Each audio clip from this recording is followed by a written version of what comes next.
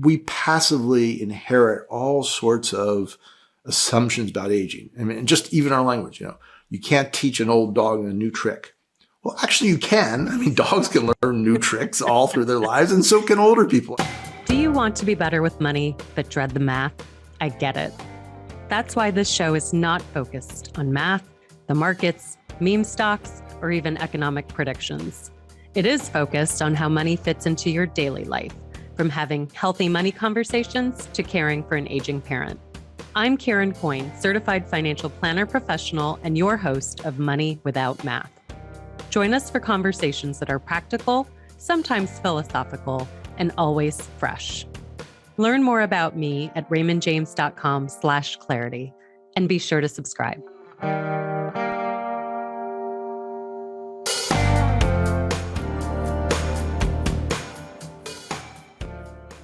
Step off the treadmill, put down your superfoods and your supplements. You might be closing all the rings on your smartwatch every day, but there's a critical component to your health and wellness and longevity that isn't being tracked there. It's not steps, calories, hydration, or even sleep. It's social health, and we can all benefit from being more purposeful around it. Joining me to discuss this today is our subject matter expert, Ken Stern. He's the founder and chair of the Longevity Project, which fosters conversation and research on the impact of longer lives in society. He's also the podcast host of Century Lives. Both the show and the Longevity Project are in collaboration with the Stanford Center on Longevity. And he's the author of Healthy to 100, How Strong Social Ties Lead to Long Lives. Oh, and last but not least, the former CEO of National Public Radio. Yes, that's NPR. Welcome, Ken. Thank you, Karen. Nice to be here with you today. Yes, and thank you for joining us from DC. Are you in DC today? I am. Just back actually from the Consumer Electronics Show where we were looking at age tech. So, but happy to be back home. Oh, yeah. That sounds like that could be a whole separate, really interesting episode.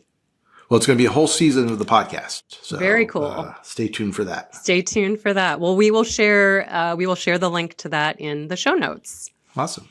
Yeah. Well, Ken, let's just start with, what led you to pivot from, broadcast to longevity? You are deep in longevity research right now. Yeah. So like many people my age, I'm 62. We've had our second and third and fourth acts. I got interested in longevity about closing in on a decade ago. Started and became aging became more interesting to me as I got older. So let's just sort of recognize that fact. But my interest in the topic of longevity as opposed to aging began with a conversation I had with Laura Carstensen, who's the founder, is a professor at Stanford and the founder of the Stanford Center on Longevity. I got introduced to her, and I thought we were going to have an interesting conversation about aging, which I think for most people, for me and most people, means what are we going to do with all these old people? 10,000 people turn 65 every day in this country, and most people see that as sort of a problem. Laura wanted to talk to me about longevity, which is how do we rethink the entire life course so that longer lives, which we have, can be healthier, more productive, more equitable. And it was just a different lens on it, and one that was one of those pivot points that people have in their lives. And I said, that's really interesting. And it's really interesting, not just because it's a critically important topic, but it's also perfect for someone like me, who has sort of short attention span, because aging might be about the last quartile of life. But longevity is really everything from the beginning of life, from neonatal health to how we educate ourselves to how we work, in light of longer life. And that's a fascinating, important subject. Yes, right. And so how is it though that you ended up writing Healthy to 100? So that's so Healthy to 100, a story about social connection, the importance of it. That actually began, my interest in that story actually began on a dusty street in Presidio, Texas, which is a tiny town right on the border with Chihuahua, Mexico. And I was there to report on a season of my podcast called Place Matters. And we were trying to answer the question. In the U.S., there's research from a fellow at Harvard named Raj Chetty that ties in county level income with county level life expectancy. And it's almost a mathematical formula. The wealthier the county, the longer the life expectancy, and vice versa. And virtually every county in this country adheres almost to a mathematical formula. We were interested in the places that fell off that mathematical formula, that did better than you might expect, and try to understand why. And sort of the exception to prove the rule of all exceptions is Presidio County, which is one of the poorest counties in Texas and one of the 10 longest lived counties in the country. So for that season, we were going to go to a bunch of different places, starting with Presidio. And when we went there, we didn't really know what the story would be. We didn't know if it was about healthcare or fitness or healthy diet. And it was none of those. The nearest American hospital to Presidio is in Alpine, 70 miles away. The principal of the high school told us that he was considered the local eccentric because he actually biked to work. The story in Presidio was a story of social connection. In that case, about how families live together in multi-generational houses. And if they didn't live together in multi-generational houses, they lived together in multi-generational neighborhoods where cousins lived next to uncles who lived next to kids. And everyone was in and out of their houses every day, creating social connection, taking care of each other, creating the network that is so critical to health. Loneliness has been evaluated to be the equivalent. Being lonely is equivalent of smoking 15 cigarettes a day. And for the antidote for that in Presidio was the multi-generational living arrangements and the deep care networks that families had. And everywhere we went for that season, whether it was in Wayne County, Kentucky, or Co-op City in the Bronx, about as far away from Presidio, Texas, as you can get, the world's largest co-op community in the Bronx versus Presidio County. But the answers were all the same. It was all about social connection. And that led me down a path to try to understand the role of social connection and also why we did so poorly here in the U.S. I mean, the challenge we have around life expectancy is that this wasn't always the case, but we now live much shorter and much less healthy lives than every other peer country, economically advanced peer country in the world. It's not a small difference. We live about eight years less than the Japanese, about 10 years less in good health. And that is, we're much closer to Azerbaijan and El Salvador than we are to Japan or Singapore or Spain in terms of healthy life expectancy. And that story has lots of answers to that story, but one of them was around social connection, and that led to this book. So was that a big aha moment? It was. I mean, that, it's also one of those little pivot points when you sort of say, wait a minute, there's a issue here that is really important and fascinating, and I'm gonna dive deeply into it. And that's what drove me into, I think, what is a fundamental public health issue. We tend to think of loneliness, social connection as an individual responsibility. It's a major public health issue in the U.S. that we aren't tackling as a society. So that's a great segue to some of these countries that you visited, that you highlight in your book. They're much more intentional about cultivating social health. Is that right? Yeah. So so I went to 5 countries for this book: Japan, Singapore, South Korea, Spain, and Italy, all with life expectancies much longer than the U.S. And might not. And the underlying metric says they shouldn't necessarily be. They're not richer than the U.S. They're not necessarily even richer related to the other peer countries. Smoking is high in Spain. Obesity is high in Italy. Not U.S. high. Let's get it straight. Not U.S. high, but high compared to Europe. But those countries are all flourishing when it comes to healthy life expectancy. And one of the reasons, not the only reason, but one of the reasons they all put social health as sort of a core goal of society to make sure that people are socially connected, especially in the second half of life, which was, of course, the focus of my book. Places like Japan and the UK have ministers, for instance, just to give an example, they have ministers of loneliness. There's cabinet level jobs who's with the responsibility to think about social health and how to keep people socially connected. And in places like Singapore, it really is, the centerpiece of the national effort to keep people healthy in the second half of life. And that means socially connected, motivated, purposeful, and making sure that the second half of life is meaningful and productive as the first. And that's a real different approach than we have. And are there some common denominators in how they are doing that? There are both common denominators and differences. They each have some unique national approaches driven by underlying social currents that are different from the others. There are some, I think there are I would say, two overlying themes. One that sort of connects to. One is the idea, which I just alluded to, that the second half of life can be as meaningful and productive as the first. It's not actually how we think about it here. Right. But that's a very much sort of the cultural, this is where, policy is downstream of culture.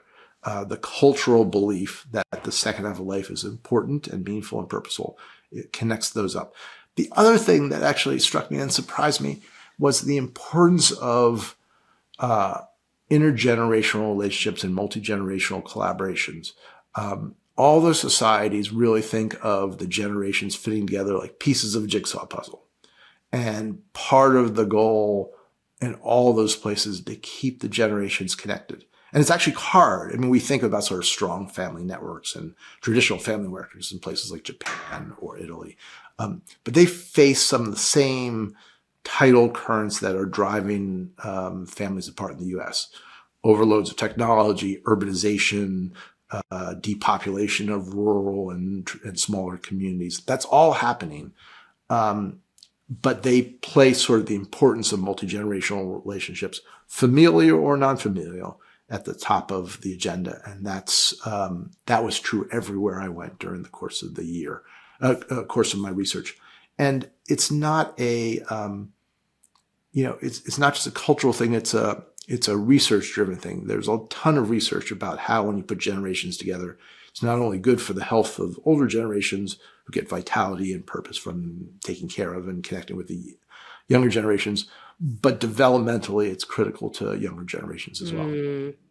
So, but do some of these countries have, a head start or an advantage on, say, the U.S. in that, there it's baked in, it's customary to have 2-3 generations living under one roof. Here, right, we're hyper independent, and when we have to take on mom and dad, it's or the grandkids, it's not quite the same. Yeah, sure. So yes and no. The answer, Karen, is yes, you're right, and no, you're wrong. So I'll tell you, yes, of course. We do have this, let's call it I'm trying to think of another word than cult, but let's call it that, a cult of youth and independence. We value those as a society. We elevate those ideas up, and that does drive a certain ageist view of the value of the second half of life, but also tends to push kids out from the home earlier than other countries and other societies.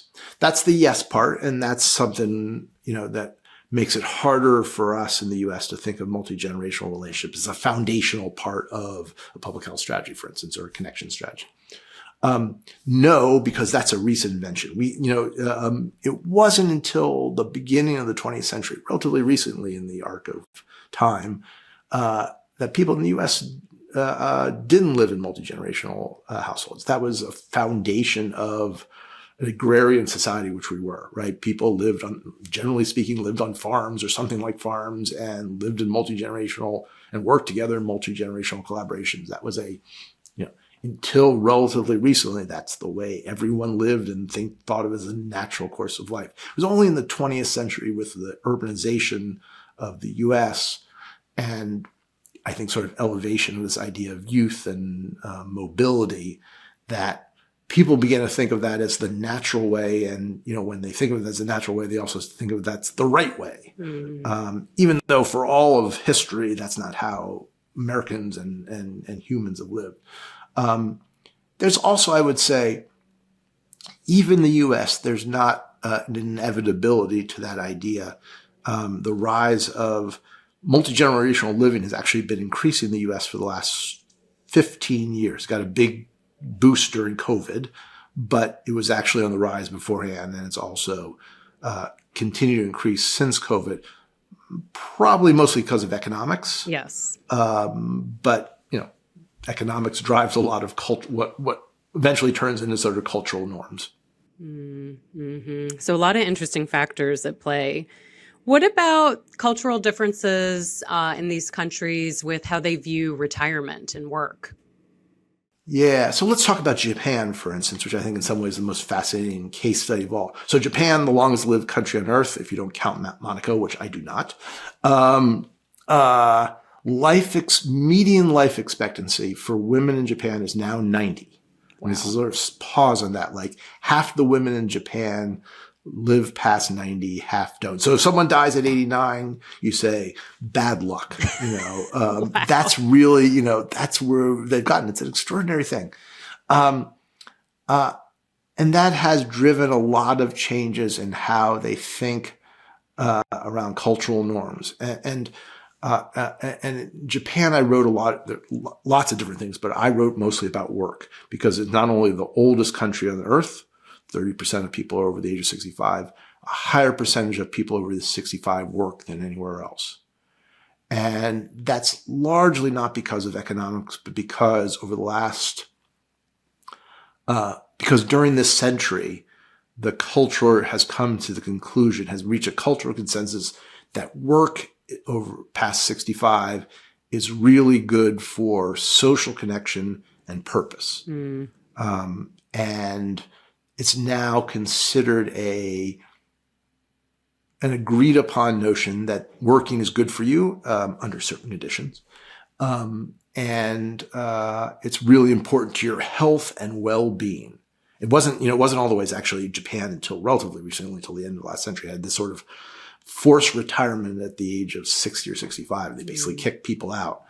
Now that has all changed. And in fact, there's sort of a second economy, work economy that's created that is built around the needs of older workers. And that's almost exclusively part-time work with job sharing and a lot of use of assistive technology.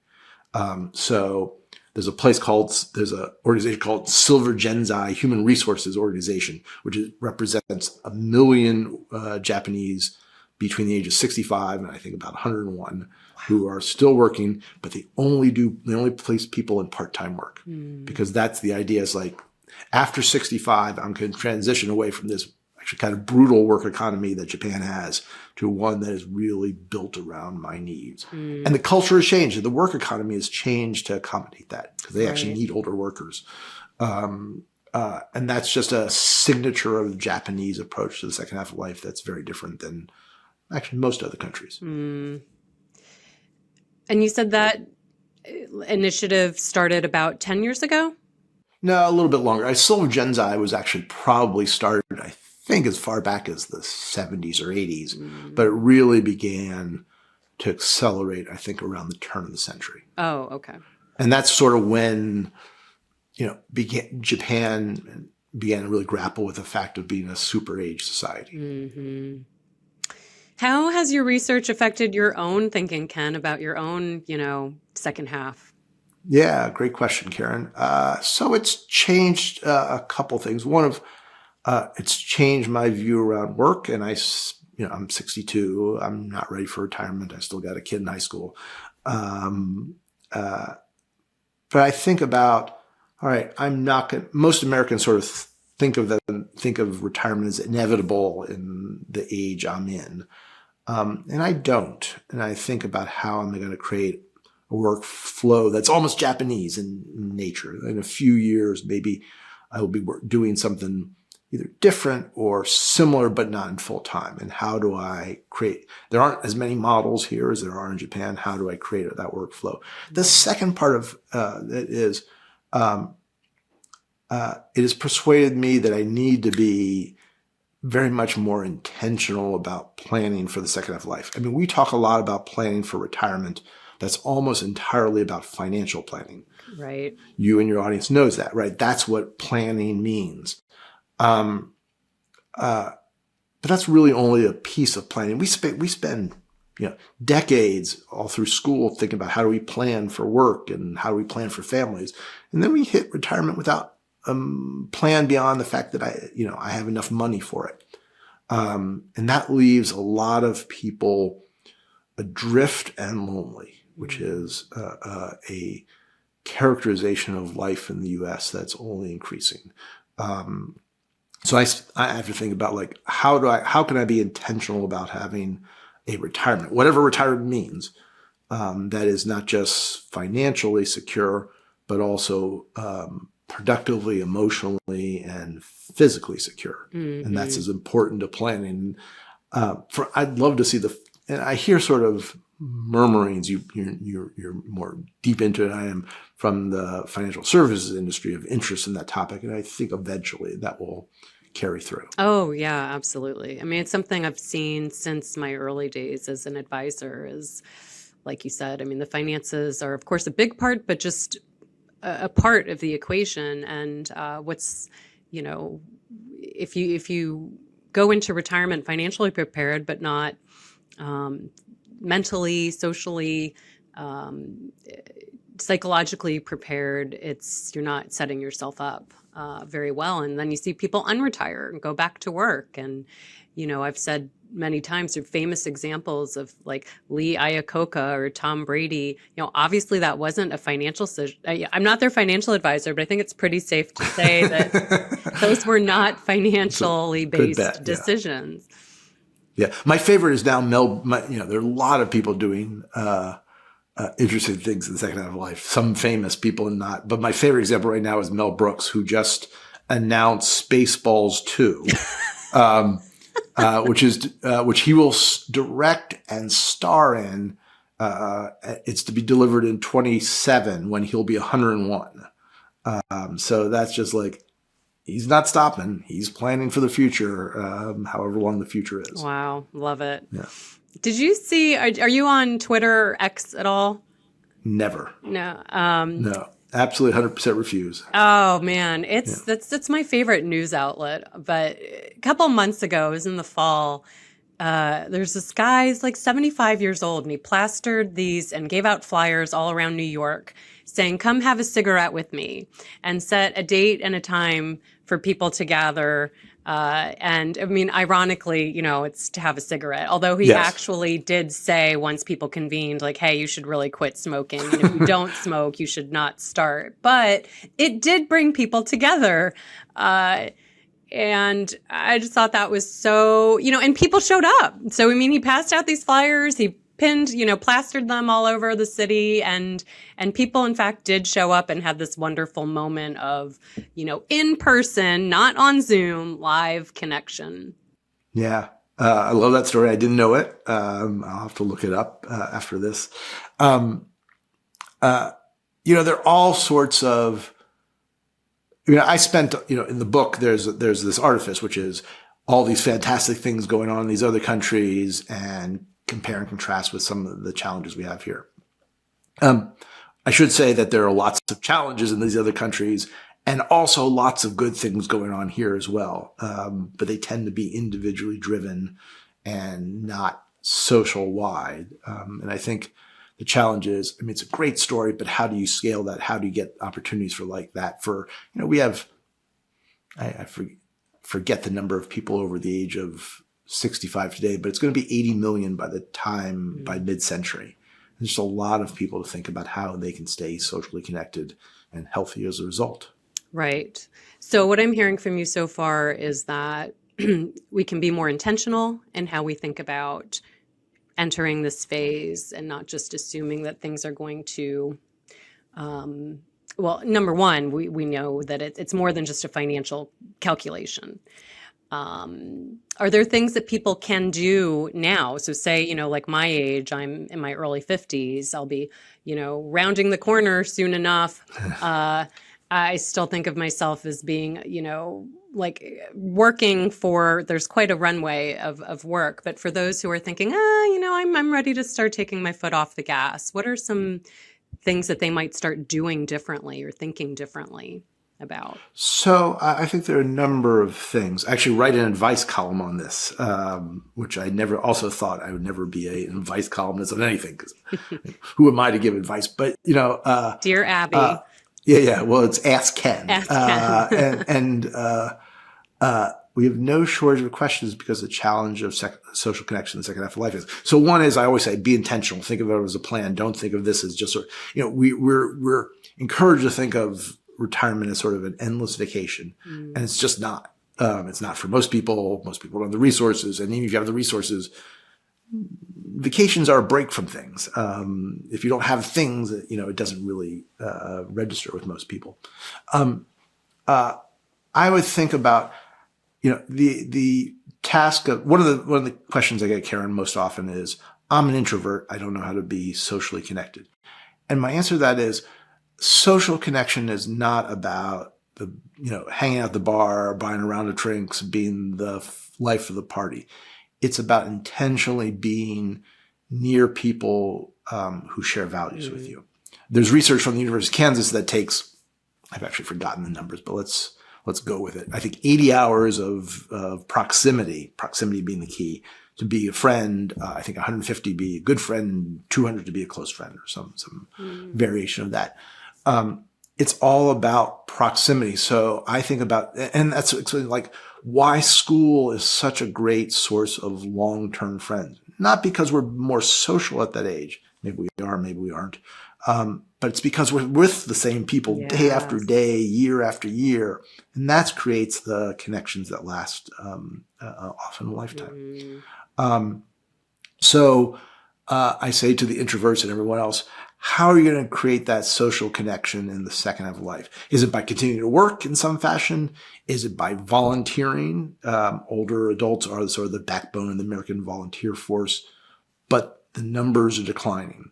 But volunteering and putting, in substantial hours is a great source of social connection and friendships, and the antidote to loneliness. Lifelong learning. I wrote a lot about lifelong learning in Korea, where it's a constitutional right. We actually do, people always describe themselves as lifelong learners, but they mostly do it by themselves here in the U.S. Right. But there are endless opportunities. I mean, oh my gosh, most state schools actually provide free or very low cost tuition to people over the age of 60. All those things, and that's just a few examples of things that people can do to make themselves, put themselves in proximity to people. And if that doesn't work, you can put up flyers all around New York City and invite people to a cigarette smoking event. Right. Or if you're, staunchly anti-cigarette, come eat, some superfruit with me.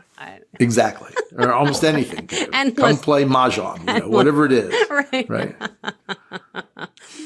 Before we wrap, I did want to touch on ageism. You mentioned, you referenced it earlier, and you recently wrote a piece for New York Times, maybe that dovetailed with that. How does ageism impact some of these efforts? It's a great question. So let's start with the research from a professor at Yale by the name of Becca Levy, who's spent basically her career studying the health impact of aging, which is actually kind of a sort of a strange thing. But what she's found that people who have positive views of aging versus those who associate aging with sort of inevitable decline live about 8 years longer on average. And that's because, there's just a huge positive we can't overemphasize the importance of sort of positive attitudes on health. And also because, if you're going to associate aging with decline, you're probably going to take, you're probably not going to get out and connect. You're probably going to take poor care of yourself because who cares? I'm on the way down anyway.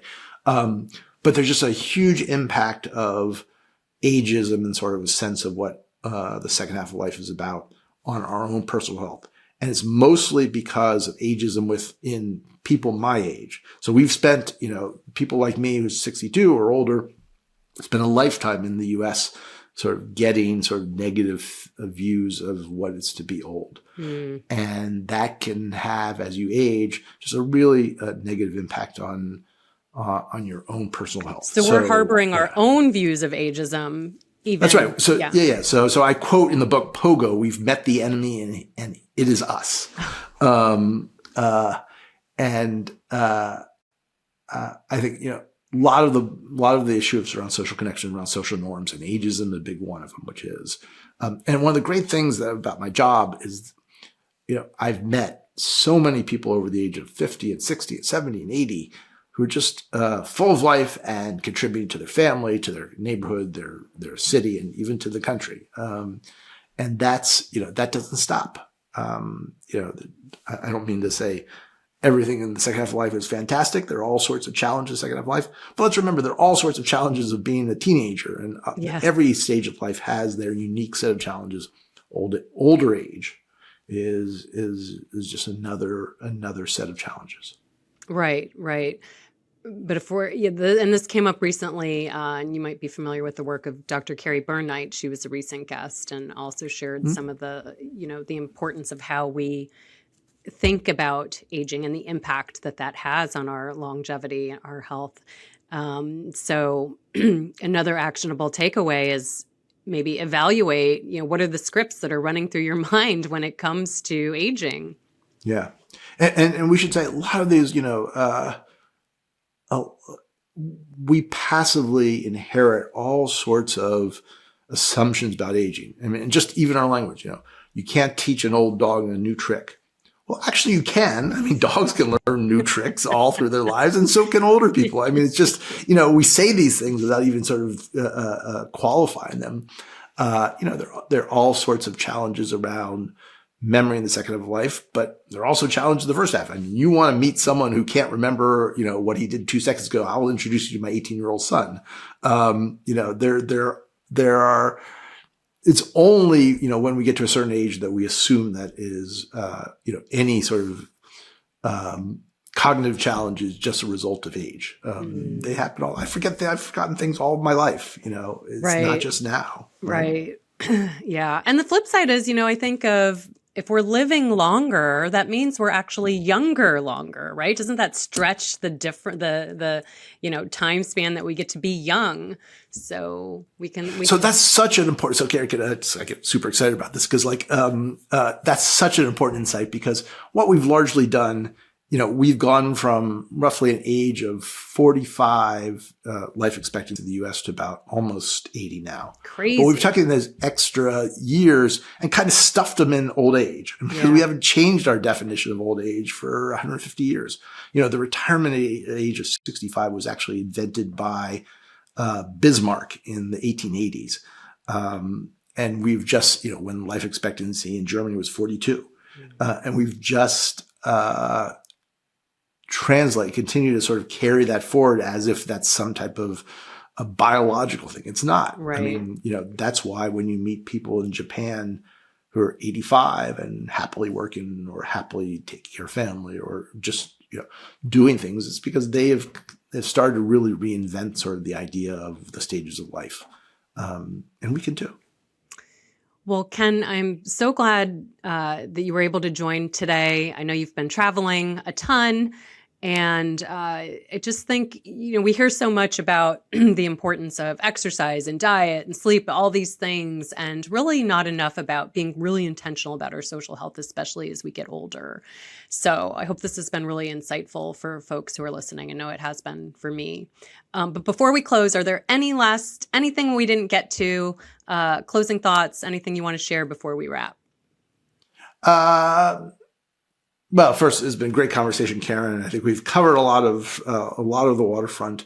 I would just go back and sort of reemphasize the importance of mindset and planning for the second half of life. A lot of times my conversation is about ticking things off that you can do, but it's really about you and thinking about the things that matter to you and how you can continue to do them, past any sort of artificial age of retirement or any artificial definition of the stages of life. And I want to say, if people have questions, they can always email me with the Ask Ken column, and I'm happy to try to do my best. Perfect. All right. Well, we will make sure that that gets into the show notes so people can stay connected and follow the work that you're doing. Thanks again, Ken.